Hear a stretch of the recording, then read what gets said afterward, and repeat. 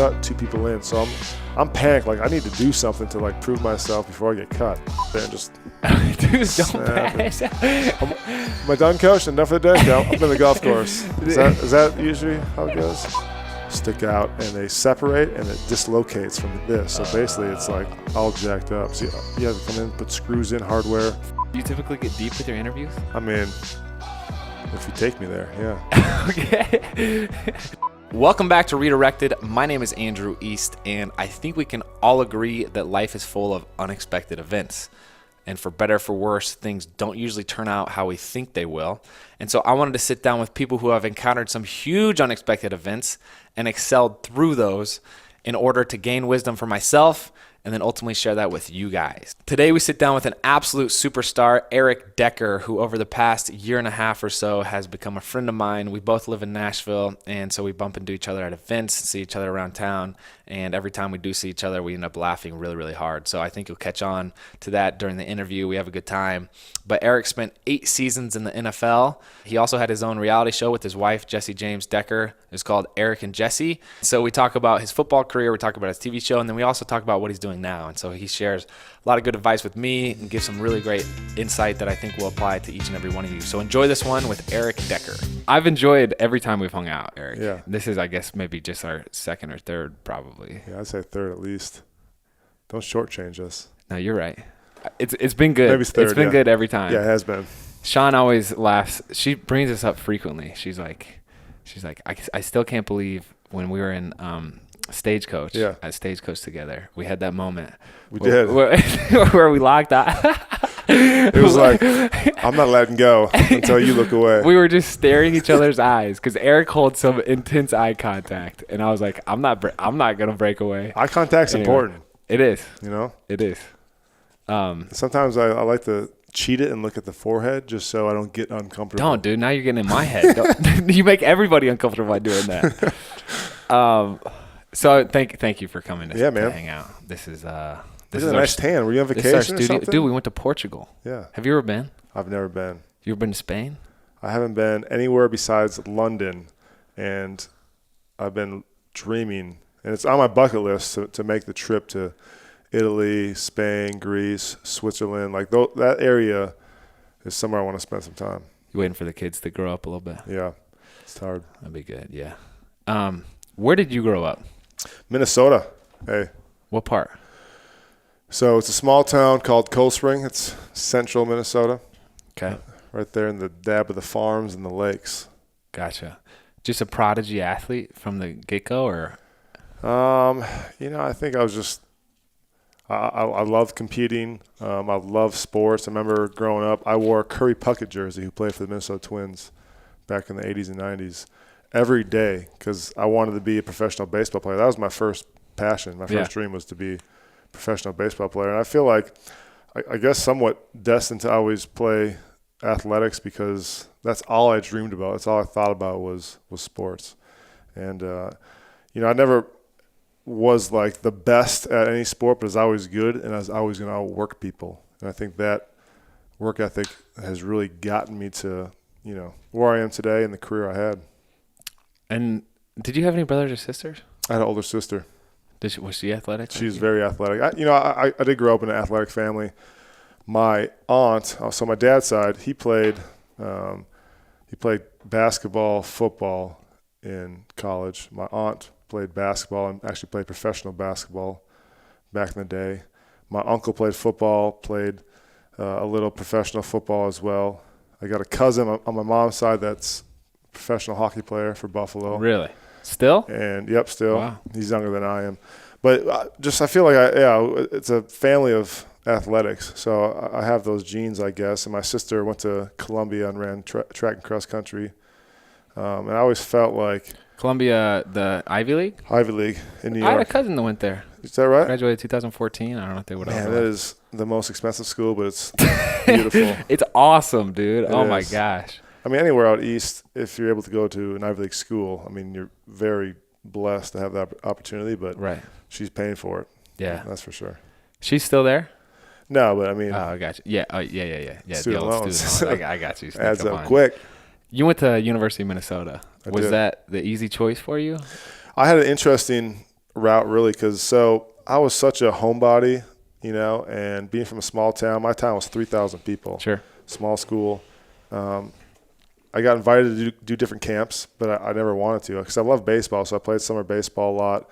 I loved going to the lake. I just loved kind of that routine I had in the summertime. Mm-hmm. So finally I got kind of pressed from my high school football coach to go to this one-day Minnesota camp. He's like, you need to go. This is a great opportunity to get in front of coaches. I was like, all right, I'll go. So I had a AAU basketball game that night. My mom drove me down. We got into Minneapolis at like 11 o'clock. I woke up the next day, went to the camp. And at this point, I was a junior, about to be a senior, and I'm thinking, I'm going to go to St. John's University, which is a Division III school. Like, it's easy. It's close to home. Because it's close to home? Close to home. I could play all sports I wanted to, and it was comfortable because that was the life I knew at that point. And went to the camp, and Coach Mason, who was the head coach at the time, said, come to my office, and he offered me a scholarship right there. He's like, go home, talk to your parents, think about it. I was like, no, I'll take it. I'm coming. That was your first D1 scholarship? First D1 scholarship and only, yeah.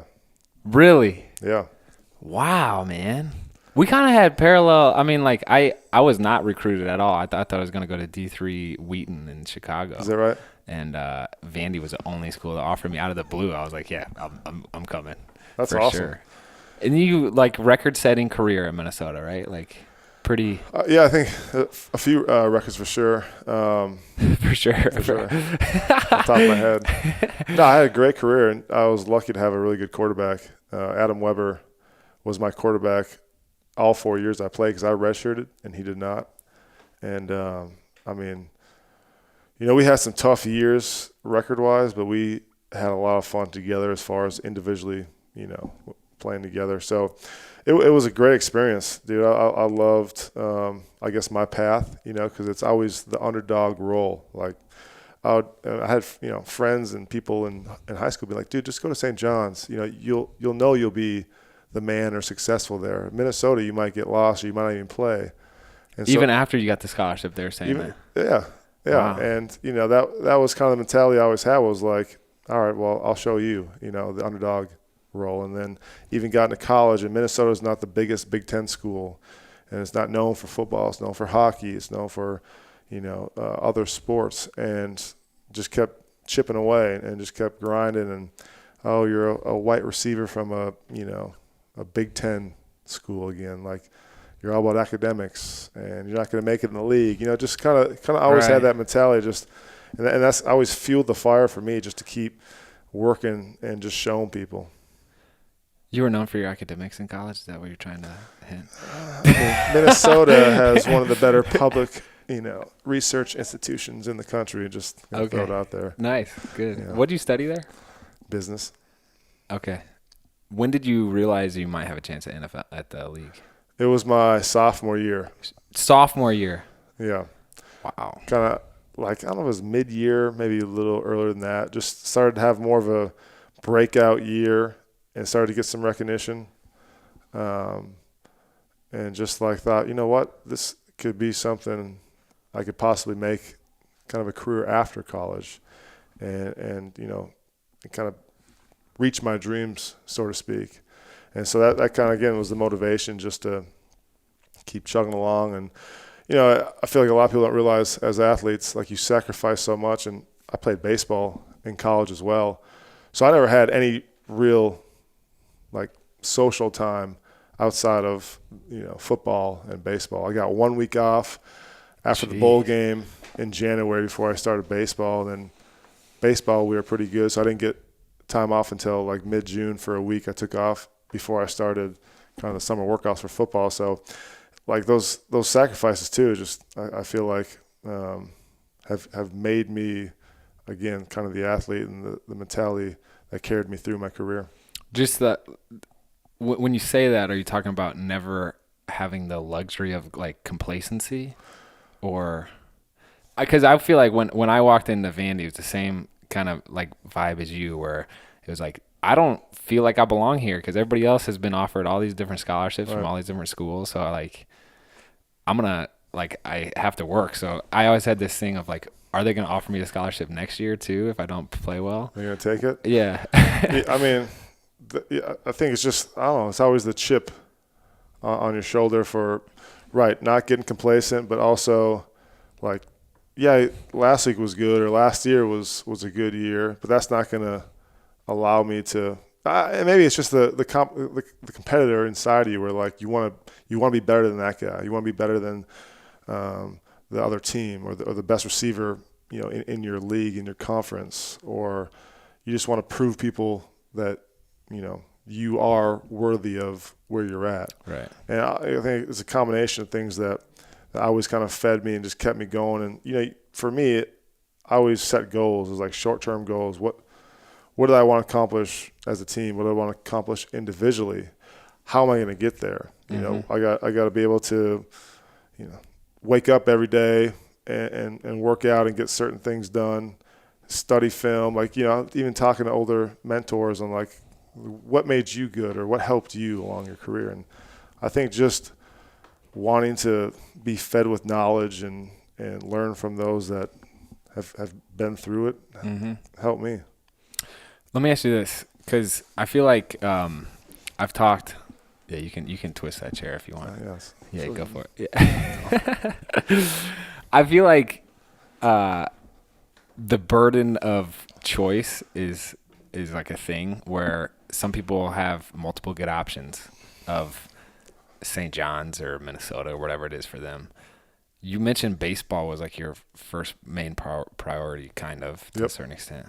What made you want to go to the football route as opposed to the baseball? Obviously you played baseball, but like it seemed like the football scholarship was what pushed you over the edge. How'd you make that decision? I think the scholarship in football allowed me to even go get education for free in a sense, and when I was reaching that kind of pivotal point in my life, like which direction do I go? I actually called Joe Mauer because he had a full ride to FSU, Florida State, and he also was #1 draft pick for the Twins. So hard decision to make, but he's like, dude, you got to just follow your heart. What are you passionate about, or what do you want? And it just kind of clicked with me. And I thought from a young age, I always wanted to have a family. I was a creature of habit. I liked the routine. In baseball, you're on the road 80+ days a year, and they're long days. You don't realize like. The guys go in 2-3 hours before a game. The game's 4 hours, and then you got to recover another hour, 2 hours afterwards. So that's your whole day. And you want to start having kids. Like there's no structure. There's no routine. In football, at least you're on the road 8 times a year, maybe a little bit more.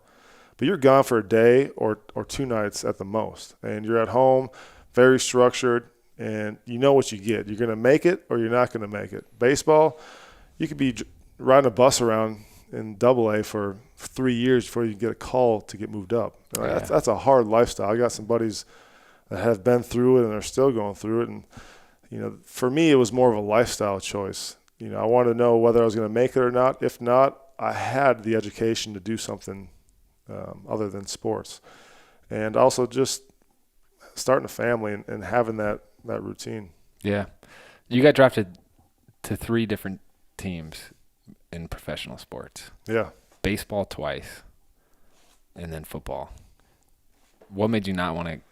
So yeah, the baseball you just explained. Was there ever any question that you were gonna play professional football, or it was like, hey, you know what? I explored both. I had the meetings with baseball scouts, and I think what it came down to was, well, what can you guarantee me? This is, say, where I was slotted at that particular time in football. This is the signing bonus. This is kind of the contract. Can you even match that? Right. No? Okay.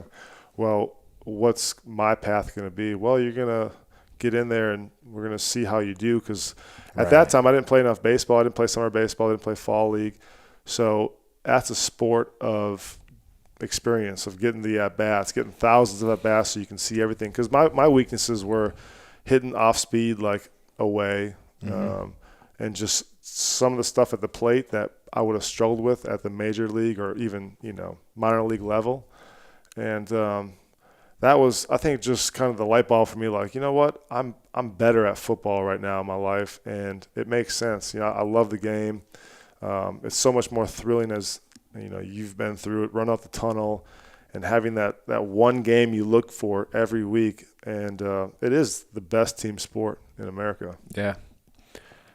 Word on the street is you had the highest Wonderlic test score in 2010. Oh God. Is that right? Yeah, that's what they I haven't say. heard that Oh before. yeah, you have. Come on, dude. I know.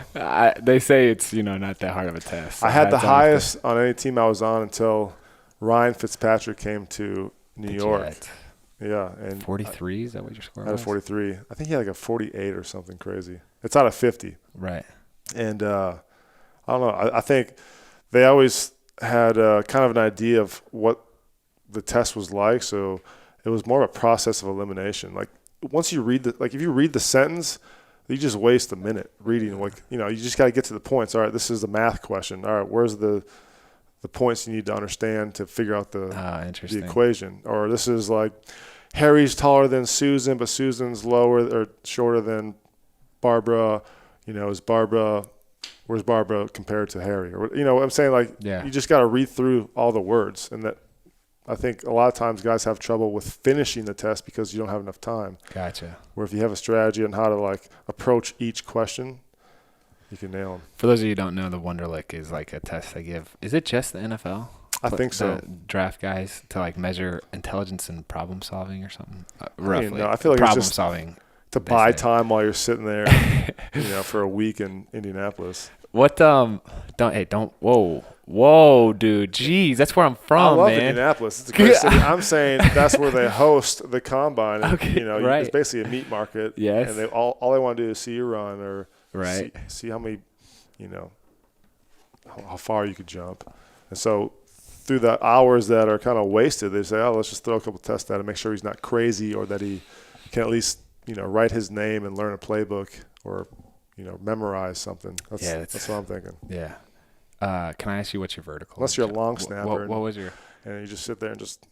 Dude, don't bash. Am I done, coach? Enough for the day? No, I'm in the golf course. Is that usually how it goes?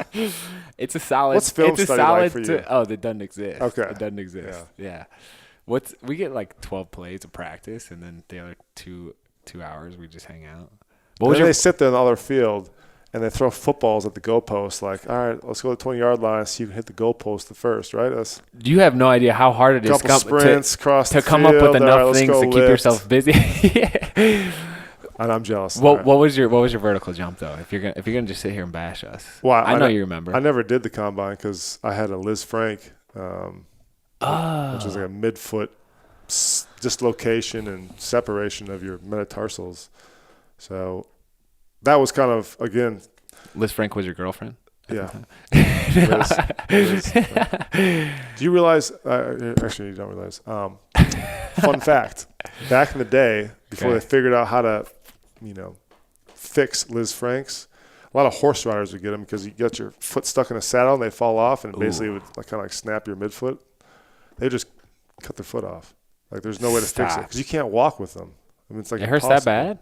If you get like a very severe one. You can't just throw it in a cast, wait for it a little bit. Because what happens is this is where your ankle and heel and stuff are. Your metatarsals stick out and they separate and it dislocates from this. So basically it's all jacked up. So you have to come in, put screws in, hardware.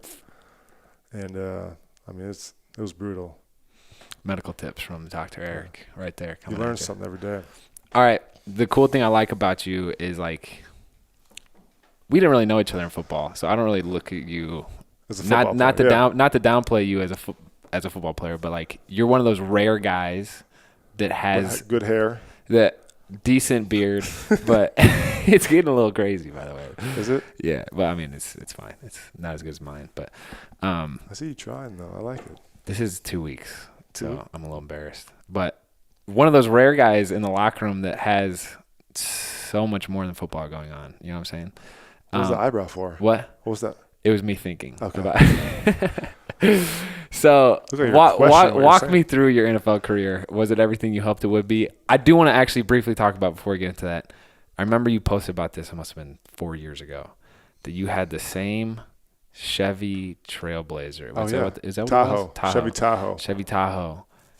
all the way through your NFL career. Still have it. You still have that thing. Yeah. What's the thought process behind keeping that same car that must be kind of a decade old? Remembering where you came from, and the hard part with young people in general, when you get money that you've never seen in your life, it's easy to say, oh man, this is awesome, I got money to spend, I'm going to go buy a new car, I'm going to go buy the biggest house, or I'm going to go take the craziest trip, or do things with your money and kind of throw it away in that essence. And like that was always kind of my rock, I guess, or foundation, that like, you know what, this is a reminder of the work it took to get to where I was. And when I bought that Chevy Tahoe, which I got from a dealer that they used it in Vancouver for the Winter Olympics, so I got a great deal on it. Nice.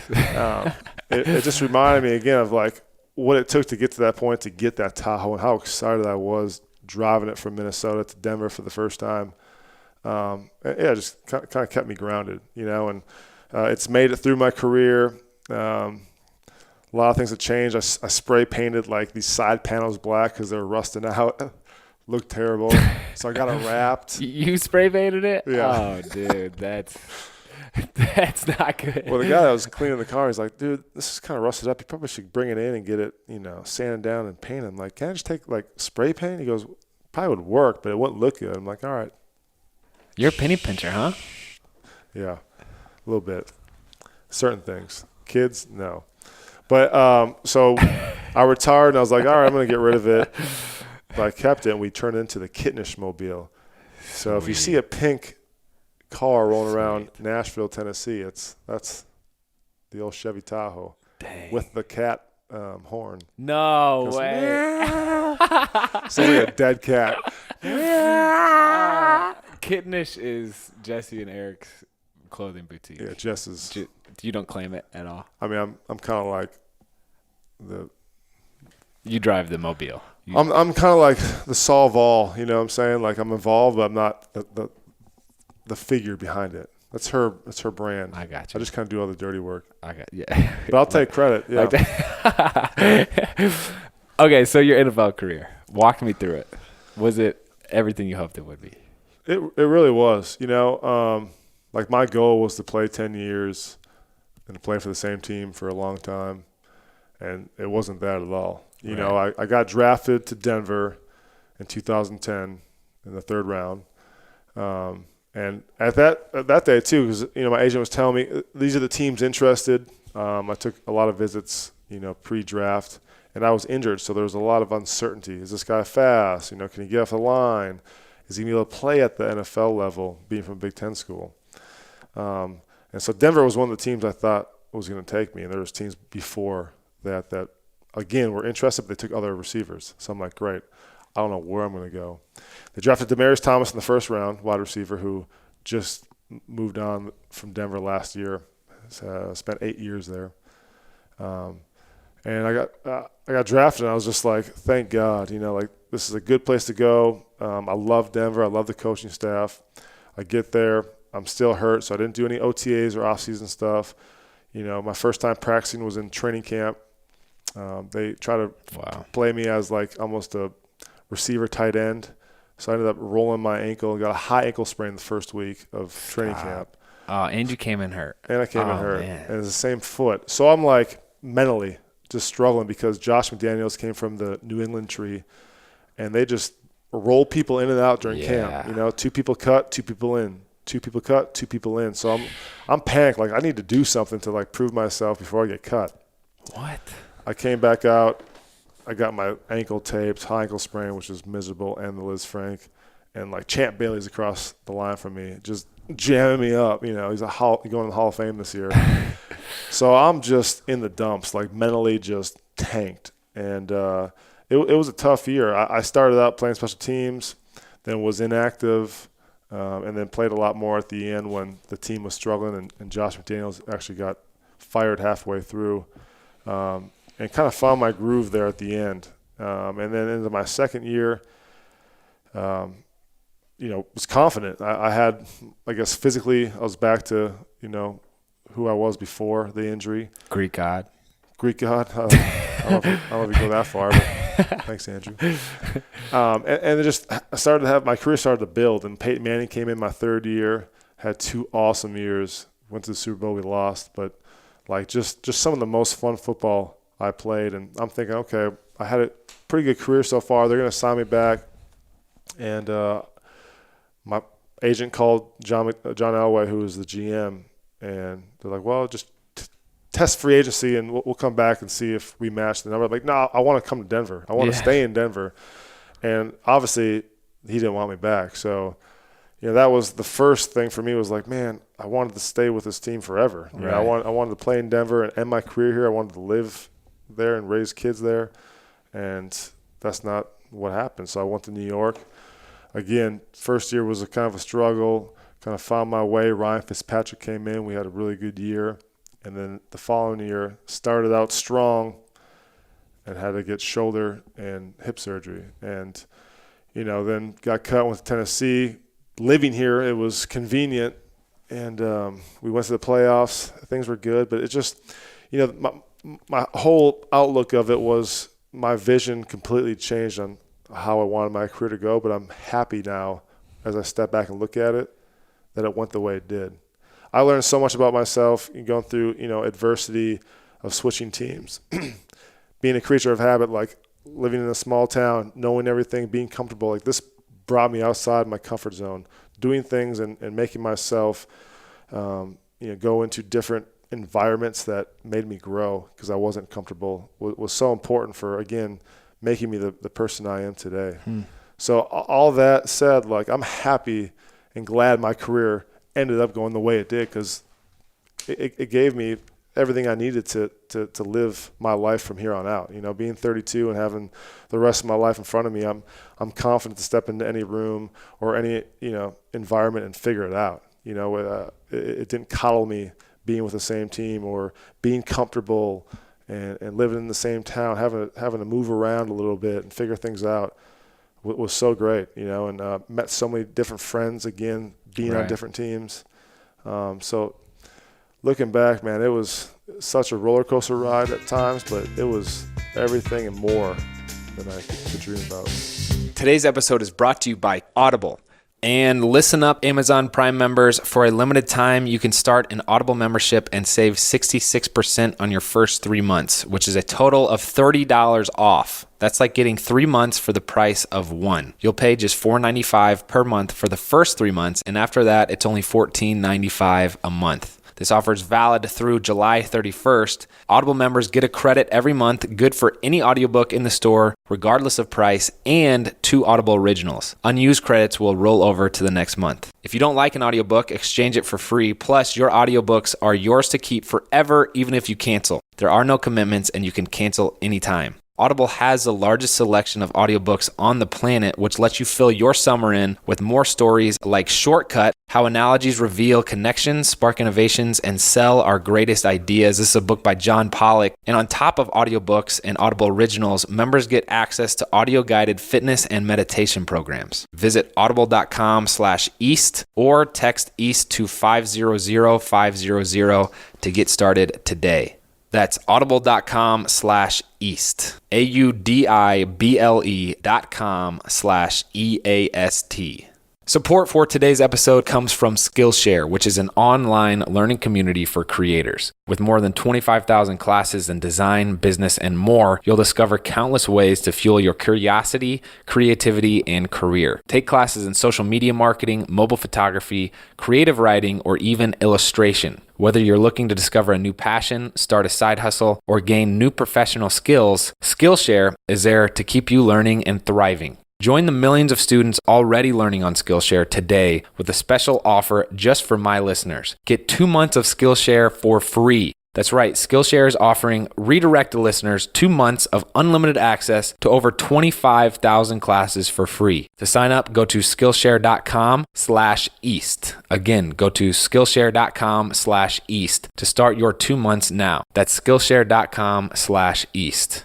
Today's episode is also brought to you by Native. As Shawn and I look to have our first child, we are really looking to buy high-quality products with safe ingredients. And Native is a deodorant formulated without aluminum, parabens, and sulfates. For those of you who don't know, aluminum may be linked to some serious health ramifications, including breast cancer and Alzheimer, and Native's deodorant is a great alternative to conventional deodorants. It's safe and effective, even though it's priced at a slight premium. I view this as totally, completely worth it. They have over 7,000 five-star reviews. You can see them in the Today Show, Women's Health, Elle, Good Morning America, and more. And Native comes in a wide variety of enticing scents for men and women. Plus, they release new limited edition seasonal scents throughout the year. My personal favorite is the coconut and vanilla scent. And let me tell you, I can be a sweaty, smelly guy during my workout, but Native has proven to me that they can hang throughout my workout. They offer free returns on exchanges in the US. And if you subscribe, you can save 17%, which is $2 per stick. And Native will be conveniently delivered to your door every 1, 2, 3, or 4 months. I think this is a fantastic product, and I think it's worth giving it a try. If you guys want, you can save 20% off your first purchase if you visit nativedeodorant.com/East and use promo code EAST during checkout.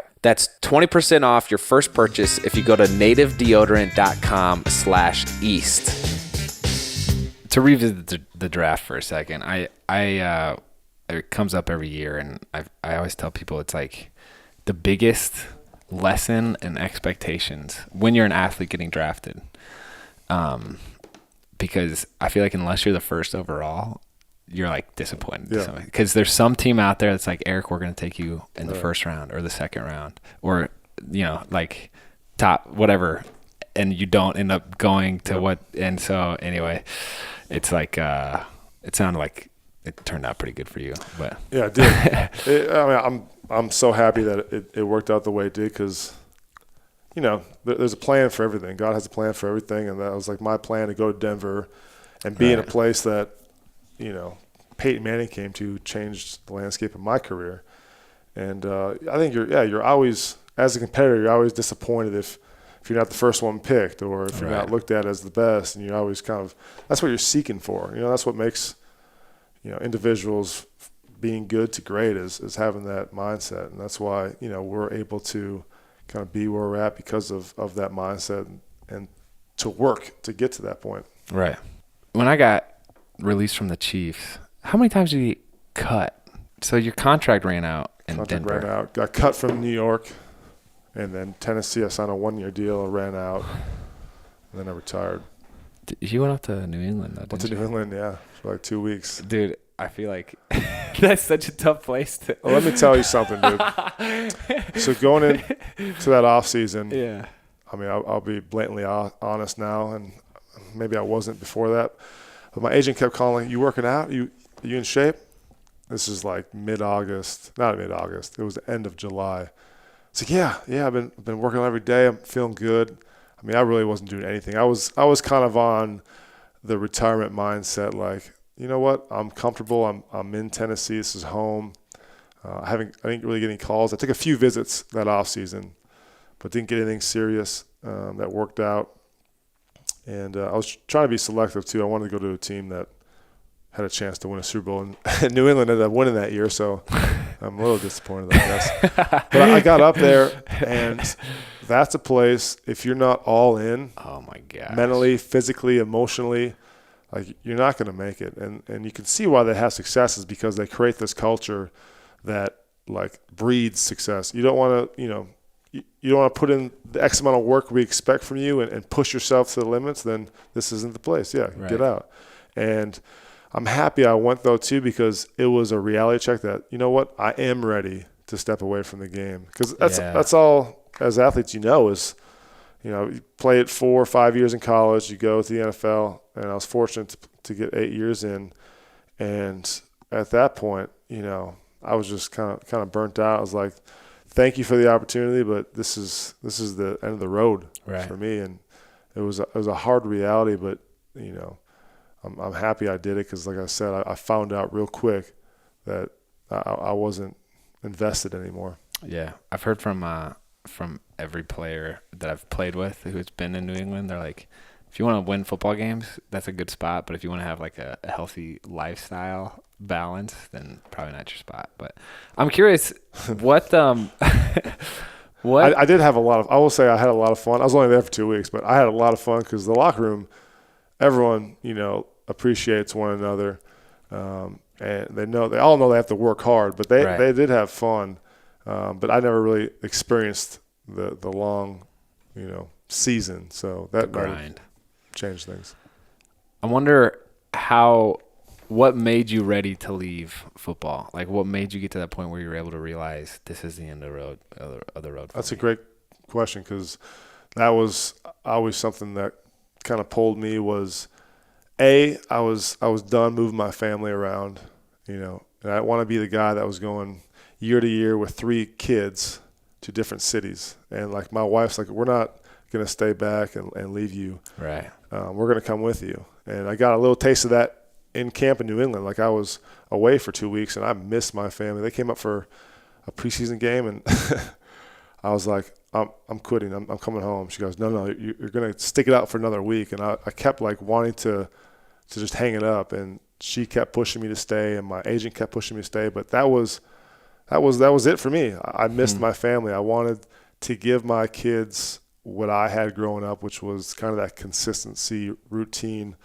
a place that they could flourish and build their self-confidence and build their friends, and be in a place that they would enjoy. And so that was the big ticket for me. Was it's not worth it.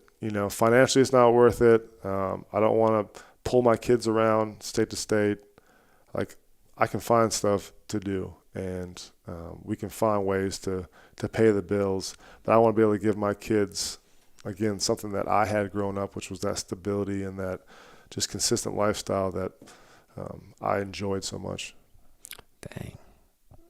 I might start tearing up here for a second. Legit. I actually think you're a good guy, Eric. I appreciate it. For the first time. Wow.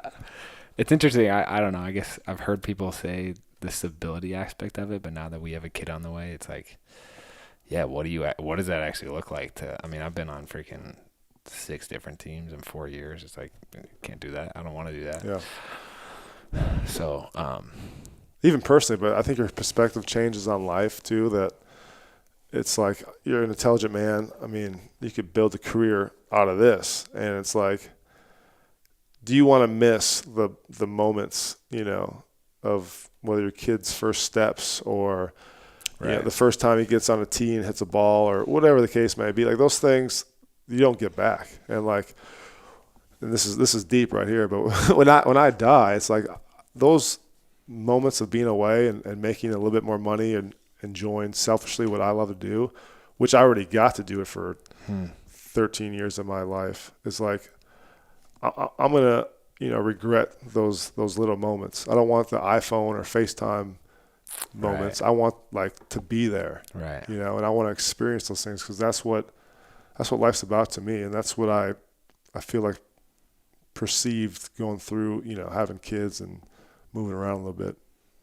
I never viewed football as selfish, but I'm glad you just said that, because it changed my perspective. Like, it kind of, to a certain extent, can be where you're like, if you have other ways of earning a living, of means, right? Why are you playing football? But again, it's your dream, though, right? And that's the hard balance, which I guess for me, I teeter on the side of like, I've been fortunate enough, I guess, to have a longer career and do a lot of cool things and like play in a Super Bowl, play along some Hall of Fame players.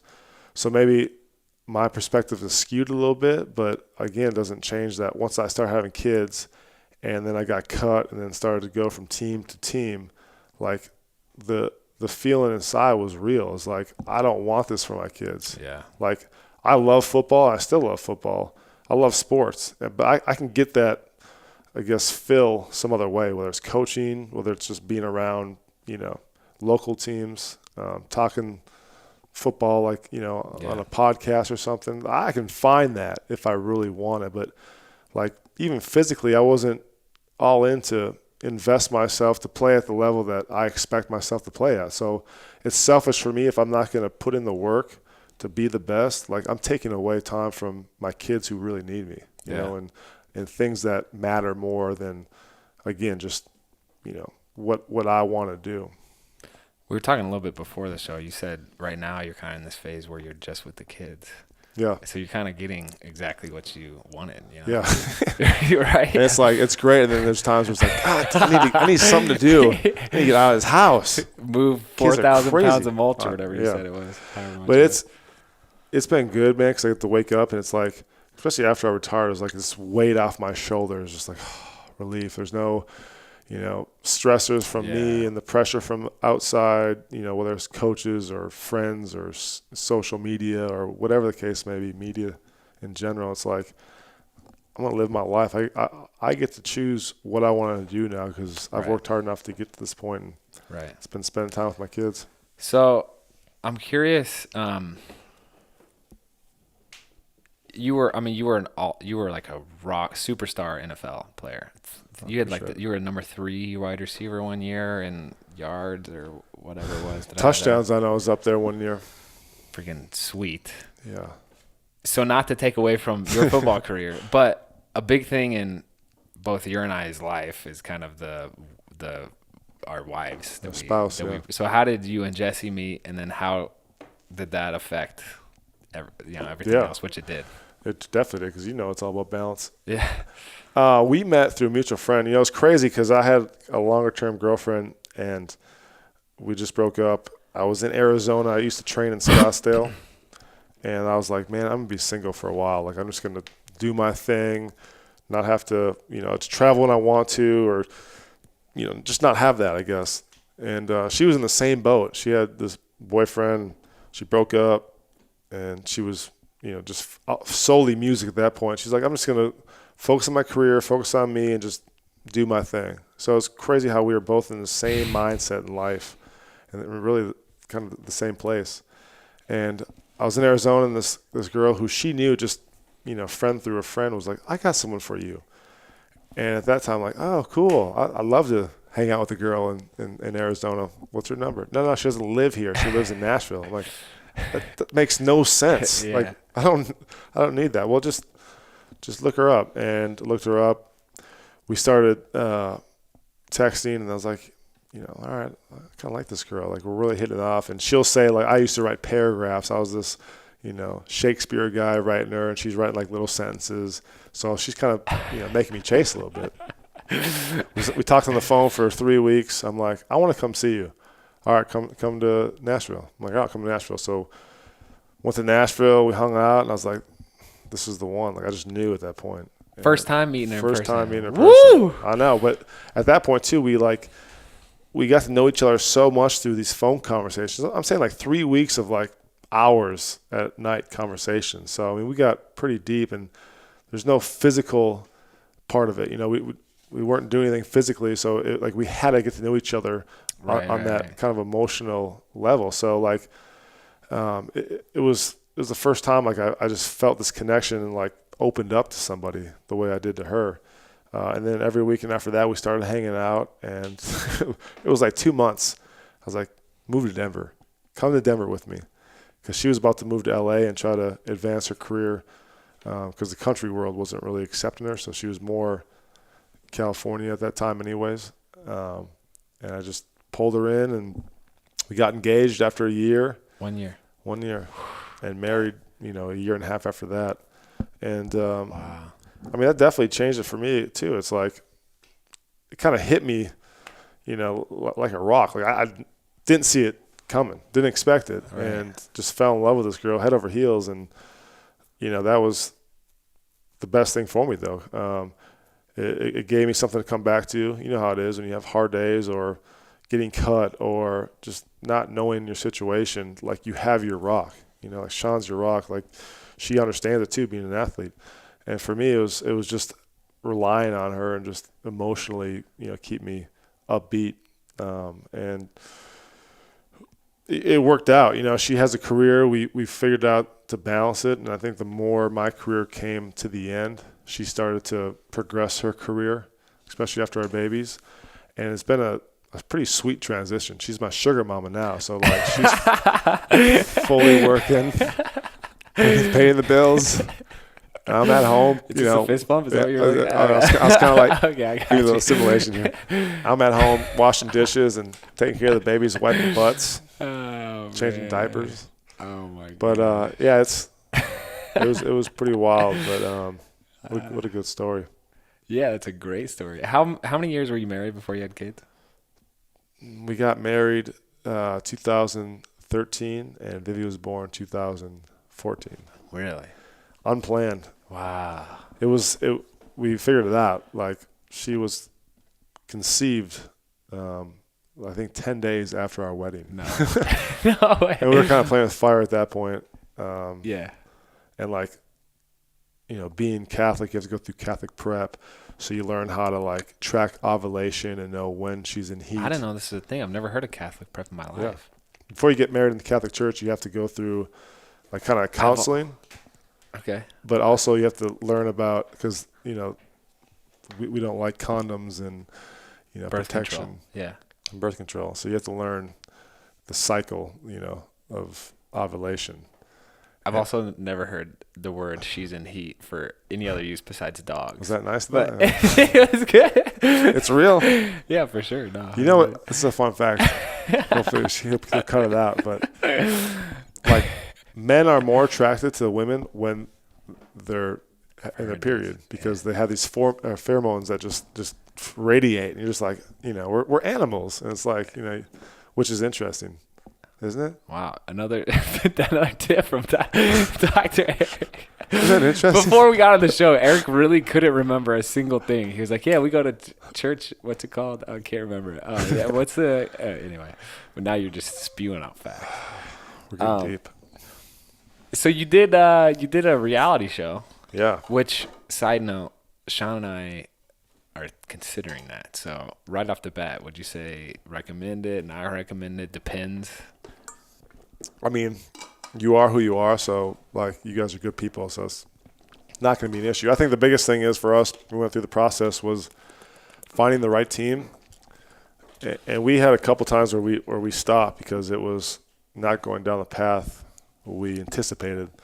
But we had an awesome production team who protected us against anything that a TV show would want to see. Production team. Yeah. Yep. And then we got some really awesome camera guys, and the people that are on set or around you a lot. Like they're my brothers now. Like, I love hanging out with them. Like, I'll call them. They're in California, but when they're in town, we hang out. So that was what gave me the comfort. And then after that, we got to kind of hand select again who worked around us, and it was a fun process because you get to kind of showcase. For us, it was the good in leading up to your wedding, leading up to having a baby, the struggles that are real for everyone that you go through, and be able to still enjoy and balance each other's lives, which was something that people wanted to see too. It is hard at times, but she's on the road. She just got off the road a couple months ago, but she was gone for 4 days, 3 days a week. And we got 3 kids now. And like, when I was playing football, it was a lot of stress to figure out how we're going to plan things. And, those things that we showcased again, just really our lives and who we were. And it helped us and tremendously helped Jess just kind of showcase how talented she is and the kind of person she is. And it allowed her to kind of build the brand that she has.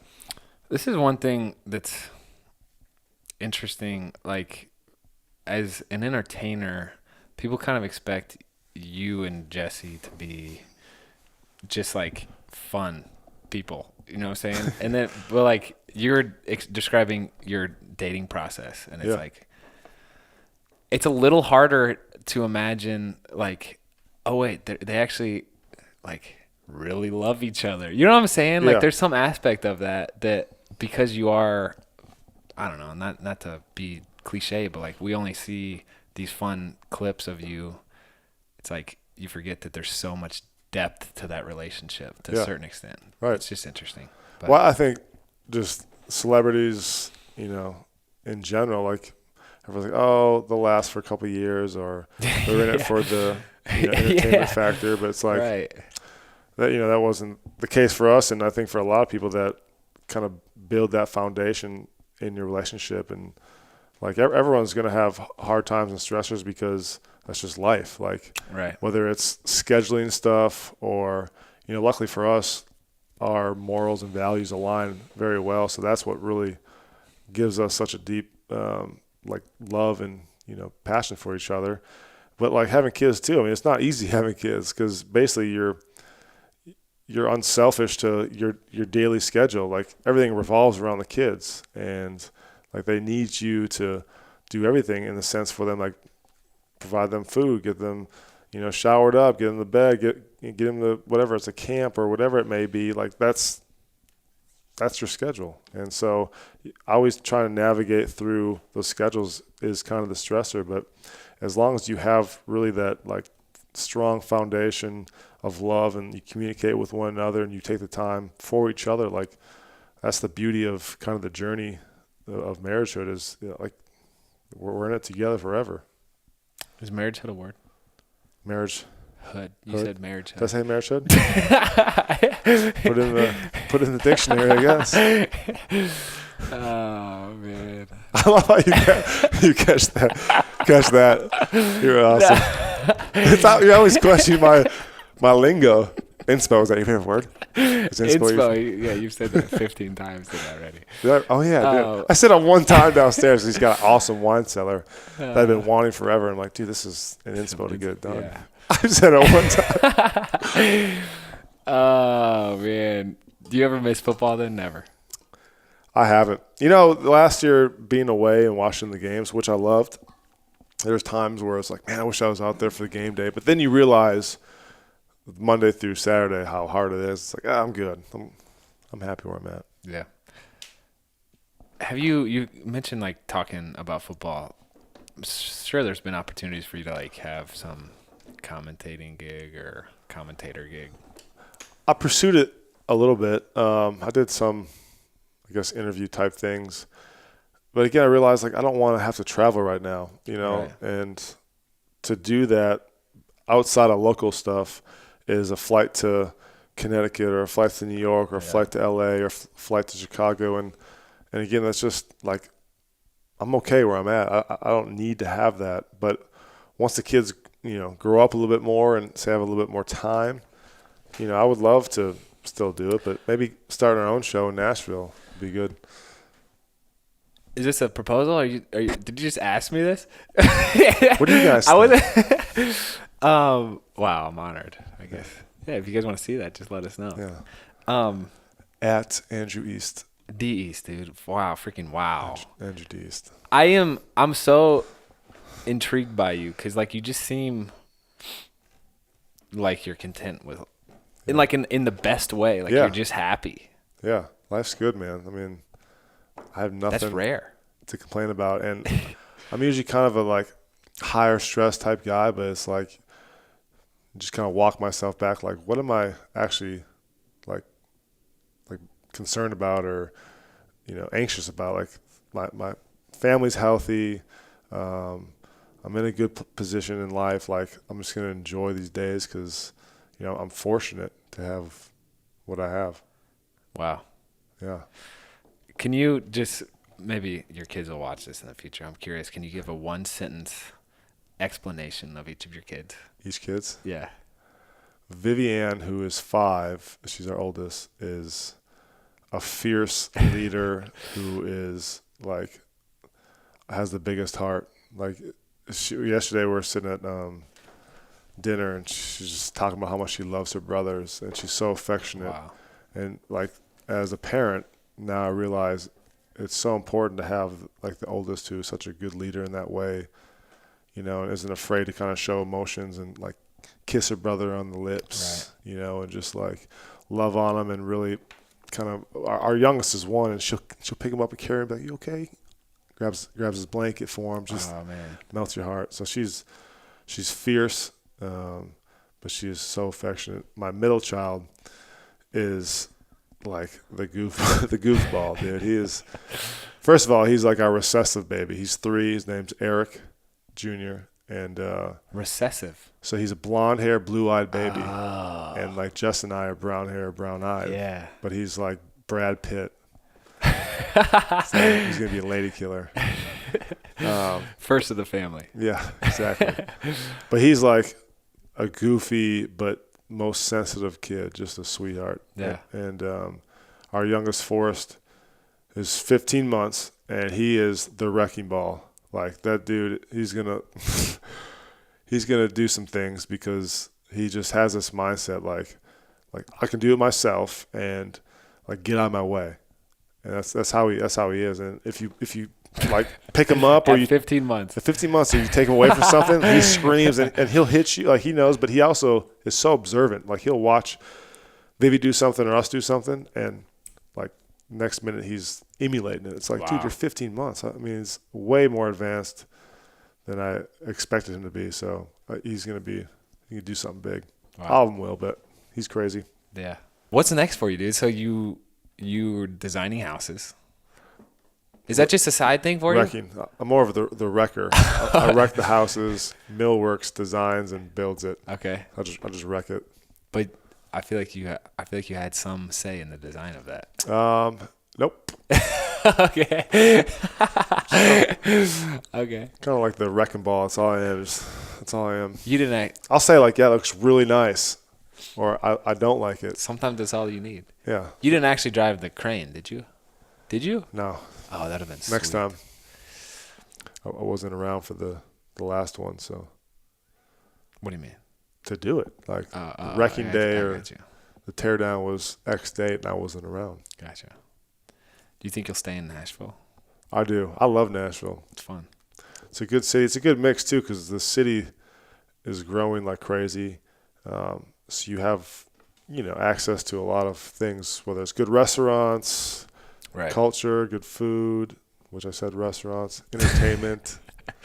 But then if you get out of town, even where we're at, like you still feel like kind of you're away from it. You're kind of in the country. You're kind of in, a quiet neighborhood. So it has the best of both worlds for me. Yeah, it is a good balance. We like it here too. Sean's parents are moving here, so It's exciting. You have in-laws close, right? Our in-laws are in generally? Georgia, but they make the trip up a lot. They drive 4 hours whenever we need them to Wow. help with the kids. And, yeah, so I think he's retiring. Steve is his name, my father-in-law. Gotcha. He's a general in the Air Force, and he's about to retire this year. Whoa. So we're trying to get him to come to Nashville so we can have some family around because it's big. Yeah. Any big projects you're working on? And then we'll get to some fan questions.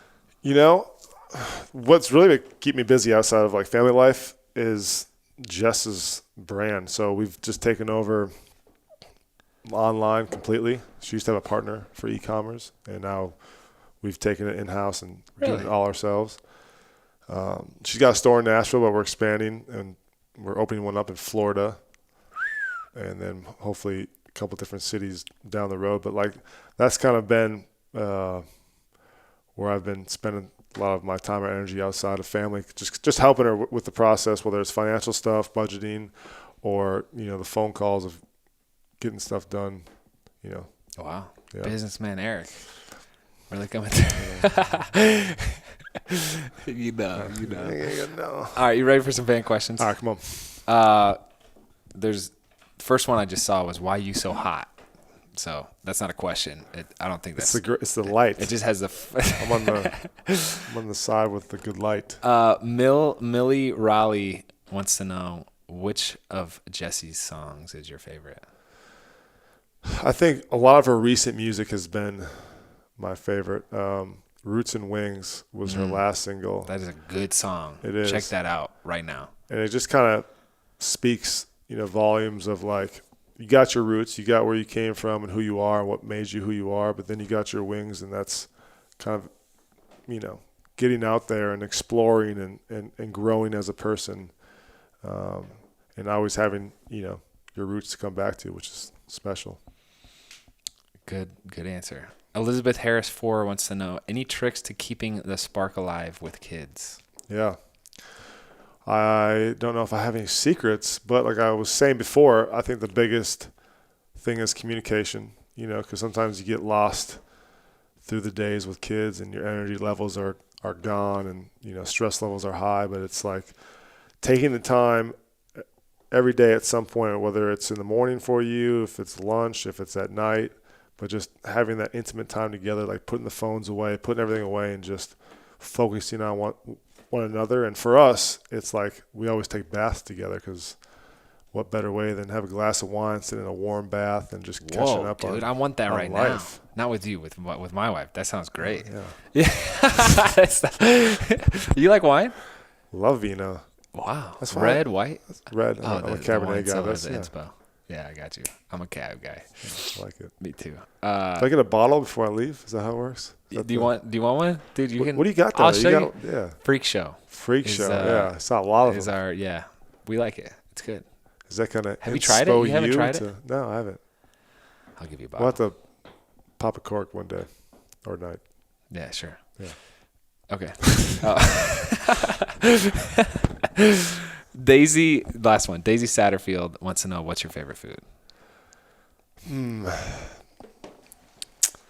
Tough question because I'm not hard to please. But I love some good old Cajun food. Really? Yeah. That's probably last on my list, but I'm Gumbo? not judging you. Yeah, I'm sorry. Go ahead. Oh, man. You're probably like a meat potato. Dude, you're from the Midwest, Give me a dude. steak. And, yeah. I mean, that was my answer then. My palate's growing. I love sushi and like wood burning like pizzas. I love some pizza. Like wood burning oven though. Like the Neapolitan type, the thin. Yeah, like authentic. you're sticking the wood in the oven and you're putting the pizza in there. Yeah. That kind of, so if that's Napoleon, yeah, sure. Do you cook? Breakfast. Okay. Yeah. Eggs. Nice. That's about it. Yeah. Sweet. Good job. Put that And on I the resume. make banana bread every once in a while. And I grill. It's kind of my specialties. Gotcha. Jess is a phenomenal cook, so I don't need to get my hands dirty. Okay. I was in with 2 questions. Yeah. What are your goals now? Goals now. Great question. And it's something I started with. What was that? You go 2 questions. Well, So I'm answering the first question. Okay, 2 I questions. thought, you threw me, but go ahead. Sorry. A good question. Actually, I started with Jess writing like our 1-year goal, 5-year goals now. Like what do we want? And it's always, healthy, happy babies. For us, it was to move into like our forever home because if you don't know, we've moved maybe 20 times in the last 8 years, and I think we found it. So that check that one off. But also for me, it's like, to help really kind of grow her brand. I feel like I've kind of accomplished my goal or my dream in life in the sense of playing football. And now it's like focusing on my kids. So short term, I can't think of anything that I really want to do besides like keep myself busy, and having something to wake up and like, all right, I'm going to go do this today, which might be picking weeds. I don't know. Yeah. So there's always something for me to do. Or getting interviewed by some Dumbo. Yeah. I don't know about that. good hair Dumbo. So I guess kind of helping her grow her brand. And then it's just like always a trip or taking, time away. Like that's always something we try to block out, which is crazy to say a goal, but it's a goal for us because things can get lost real fast throughout a year with how busy we get. So that's kind of my goals right now. What are 3 takeaways that you've learned over your 32 years to this point that you think could apply to the audience? Wow. That's awesome. 3 things. Are like 3 life lessons. 3 life lessons. I think honestly the biggest one would be just to like not have any regrets. It's just like the path I took. Would I have expected it when I was 10 or 20? No, but like I'm happy with the path I took, whether it's choosing the career, making the sacrifices to be, personally where I am. Like it's those things that, get you to where you are and not regretting how you got there. Cause like I said, there's always a plan. And, that's the biggest thing. The second thing is just to enjoy the moment. I have a hard time sometimes cause I'm such a planner and have some OCD about me, but like, I always want to like make sure things are accomplished and this is kind of what I want to do this week, but like really just indulging in the moment, whether that's like jumping in the pool with the kids or just sitting back, having a glass of beer with a buddy and catching up. Like those things, are moments that are important. And I just want to enjoy those moments and not like be lost in thoughts, or on my phone of, all right, where's my to-do list, Right. in that sense. And the third one is, just give my kids, I guess, like fill them up with confidence. And, I guess it's not really a lesson learned through my life, but it's something that has become important as I, went through my path and now having children, is like build your kids up, build your, people around you up, find that good circle of people, but then build them up, because like that's what life also is about, is like giving people, the confidence to do things and jump into, whether it's chances or opportunities that they might be scared of, like go for it, like live your dream, and just like, I guess that's the biggest thing, is just build people up, because there's so much hate and negativity in our world, and it's like, if you have a small circle that can help each other get through this life and build each other up and do cool things, again, that's what it's all about.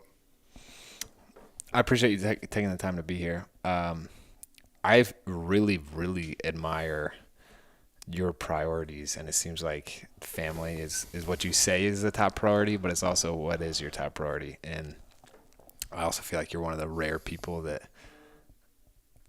exceeds your reputation. So you have a fantastic reputation, but